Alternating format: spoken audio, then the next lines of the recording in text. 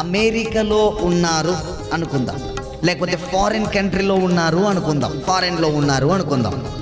వాళ్ళు ఏదో ఒక సందర్భాన్ని బట్టి కొన్ని ఏండ్ల తర్వాత మీరుండే ప్రదేశానికి వచ్చారు అనుకోండి.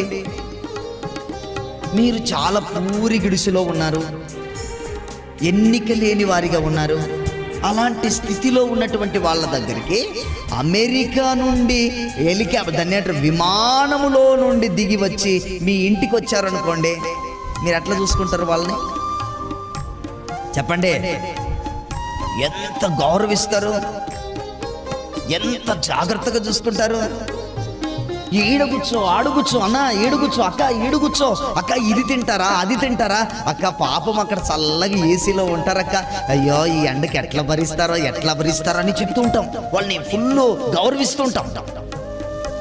మీ ఇరుగు పొరుగు వారు వాళ్ళు తెల్లగా అవ్వడం చూసి, తెల్లగా ఉండడం చూసి, వాళ్ళు బాగా లెవెల్ కార్ల మీద తిరిగినటువంటి మంచి మంచి బట్టలు ధరించుకునే వారిలాగా కనిపించినప్పుడు, ఇక ఎవరు వాళ్ళు అంత తెల్లగా ఉన్నారు, ఎవరక్క వాళ్ళు అంత పెద్ద సారుల్లా కనిపిస్తున్నారు, ఎవరు అంటే అప్పుడు ఏమంటారు మీరు?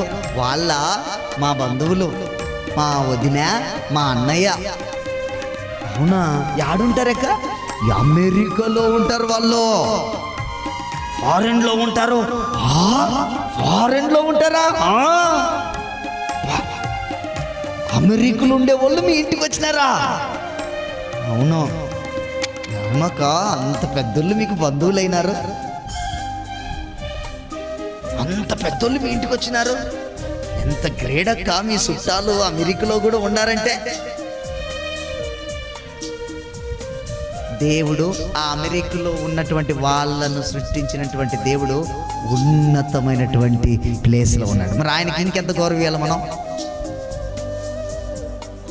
ఎవరో అమెరికాలో ఉన్నారంటే అంత గౌరవిస్తావే, మరి వాళ్ళనే నిన్ను సృష్టించినటువంటి ఆ దేవుడు పరలోకమందున్నాడు, ఉన్నతమైన స్థితిలో ఉన్నాడు, ఉన్నతమైన రాజ్యములో ఉన్నాడు. మరి ఆయనకి నువ్వెంత గౌరవించకూడదు, ఆయన్ని ఇంకెంత ప్రేమించకూడదు? చెప్పండి, మీకు అర్థమైందా?